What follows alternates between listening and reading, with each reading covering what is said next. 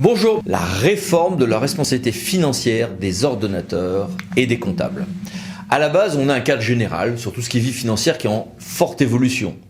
Il y a eu des tentatives interrompues d'expérimenter des agences comptables intégrées dans le monde territorial.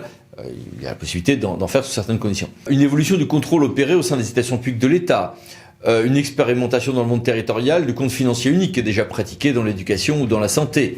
Et toute une série d'évolutions variées, y compris sur la séparation même entre ordonnateurs et comptables.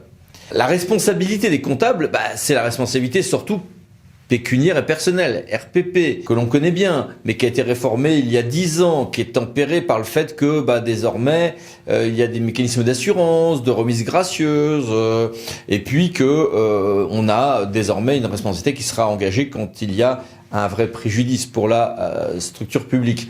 Mais on a quand même un système qui est considéré comme à bout de souffle par la plupart des acteurs et parfois un peu injuste. Une problématique un peu différente également pour la gestion de faits. La responsabilité personnelle des ordonnateurs, quant à elle, est assez virtuelle. D'abord, elle ne touche pas les élus, sauf pour les fonctions qui ne sont pas l'accessoire obligé de leur mandat. Et puis, il y a très peu d'arrêts de la CDBF, même s'ils sont très intéressants et très bien rédigés et instruits en amont. Et il y a beaucoup de gens qui disent qu'il faudrait même que l'on ait moins de responsabilités pénales, qui tombent de manière parfois injuste, et que l'on ait une responsabilité qui soit quasi disciplinaire sur les ordonnateurs, à la place de choses aujourd'hui qui sont condamnées quand il n'y a pas de vraie intentionnalité coupable. En 2018, le syndicat des juridictions financières avait fait des propositions audacieuses là-dessus dans son fameux livre beige. En 2020, il y a eu le rapport Basser, dont tout le monde a parlé, mais qui était peu acceptable pour la plupart des acteurs. Et on en a moins parlé, mais il était plus important en réalité, le rapport de Madame Damaret, qui visait, ces deux rapports, à regarder ce que pourrait être une réforme de la responsabilité financière.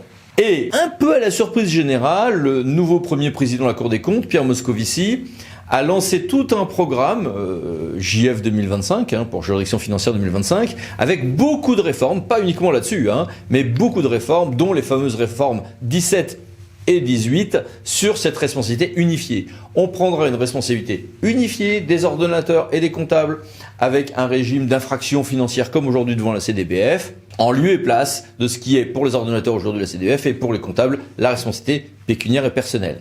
Dans le régime proposé par à peu près tout le monde, Madame Damaret, le premier président Moscovici, évidemment le syndicat des juridictions financières, les CRC ou CTC devaient être le premier degré de juridiction sur ce point. Il y avait même de possibles aménagements ensuite de la ligne entre pénal et responsabilité financière dans les commentaires de beaucoup qui voyaient une première étape, peut-être en ce sens.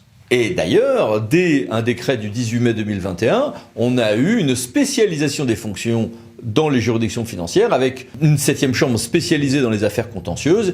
Et il était même envisagé qu'on glisse pour les plus grosses des CRCTC vers ce genre de choses. Dans le loi de finances, ça y est. Le texte est adopté. On va vers une ordonnance dans les mois qui viennent là-dessus. Et ça sera donc dès 2022, normalement avant la présidentielle, que l'on aura ce nouveau régime par ordonnance.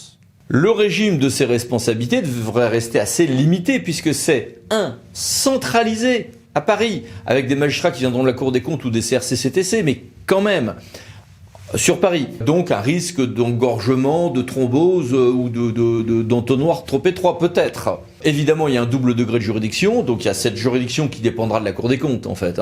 Ensuite, une possibilité de passage en cassation devant le Conseil d'État. On aura des infractions financières qui seront déterminées par l'ordonnance.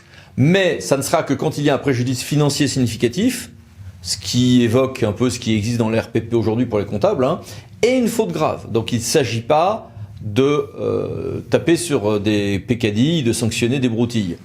Néanmoins, on est quand même sur quelque chose d'assez limité, ce qui a choqué beaucoup. On devait avoir une fusion de la gestion de faits dans tout ceci. Non, la gestion de faits va être réformée, mais est, semble-t-il, maintenue. Enfin, le texte prévoit qu'elle est maintenue.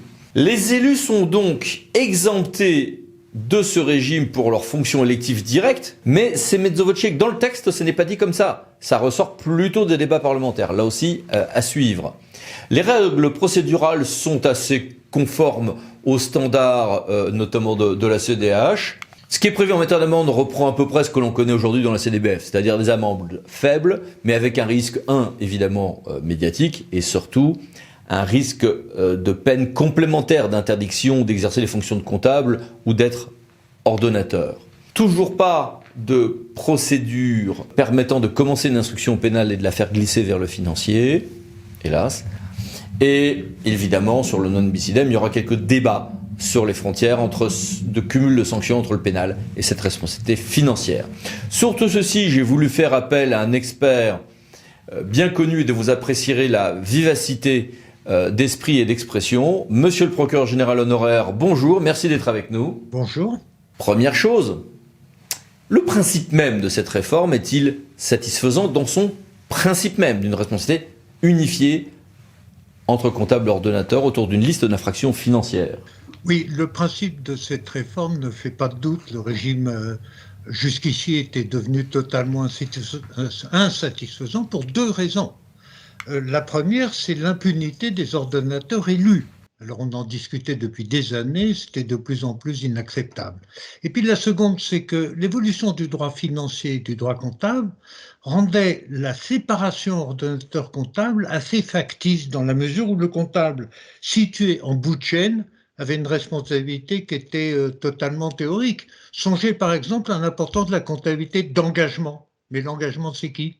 Et le fait que finalement ce ne soit pas les CRC ou CTC qui soient de premier degré de juridiction, est-ce que ça risque de compromettre la réussite de ce nouveau régime ?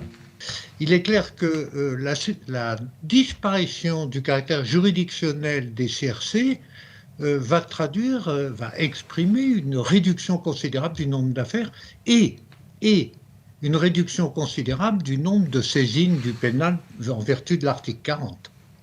Donc, parce que l'on a réduit l'entonnoir au stade de l'ouverture des procédures, on a un résultat qui vous semble critiquable. C'est pas critiquable, c'est une régression. Pour trois raisons. D'abord, l'impunité des ordonnateurs est maintenue, des ordonnateurs élus, elle est maintenue. Deuxièmement, l'absence de... J'avais fait des propositions là-dessus dans mes discours de rentrée de 2018 et 2019. La responsabilité, le contenu de la responsabilité du comptable n'est toujours pas amélioré, agrandi. Et puis, troisièmement, l'exigence d'une faute grave et d'une responsabilité financière significative. Attendez, ces deux qualificatifs sont faits pour rendre les juges très prudents, mais ils le sont déjà. Et si l'on vous demandait de réformer la réforme, que proposeriez-vous ? Si je voulais être un peu perfide, je dirais que je reprendrais assez volontiers la réforme de Philippe Séguin, dont tout le monde reconnaît qu'il a été un grand premier président. Cette réforme, hélas, été abandonnée.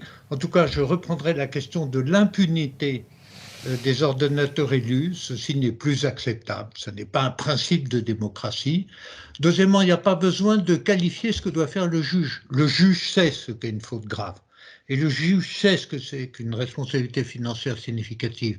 Et donc, mettre dans un texte des qualificatifs comme ça, c'est restreindre son pouvoir. Et puis, j'avais proposé que le comptable soit Chief Risk Officer, si vous me permettez un anglicisme, c'est-à-dire qu'il ait des responsabilités dès le début de la chaîne des paiements, car il est là pour bloquer quand il y a un problème. Et en complément de cette réforme, ne faut-il pas justement mieux définir les fonctions respectives du comptable public et de l'ordonnateur ? Mais c'est justement ce que je défendais, c'est pour ça que je militait pour que le comptable ait une responsabilité en amont de la chaîne des paiements. Le comptable, il est là, excusez-moi, mais le comptable, il est là pour dire non. Et son propre intérêt de ne pas dire non tout le temps et pour des choses secondaires, d'accord ? Il est là pour dire non et pour dire attention. Donc il faut qu'il soit responsable dès l'amont de la chaîne des paiements, dès la comptabilité d'engagement. Et il est quand même extraordinaire que l'on vide de tout sens la séparation ordonnateur-comptable au moment où elle s'impose partout dans le privé. Ceci dit, la dynamique de cette réforme, avec des infractions financières précises, devrait améliorer les choses en lieu et place de l'RPP. La dynamique ne peut pas remplacer des textes clairs. Maintenant, évidemment, on peut dire qu'il y aura une nouvelle étape dans la réforme. Après tout, le président Macron l'avait promis en venant à la Cour des comptes, le président Hollande l'avait promis en venant à la Cour des comptes, le premier président Séguin avait essayé. Nous sommes un pays où les choses vont lentement. Eh bien, merci beaucoup. Je vous en prie. Et au revoir. Et au revoir à vous. À bientôt pour une nouvelle vidéo. Les Minutes Juridiques, parlons d'associés pour VK. Pensez à vous abonner. Merci, au revoir.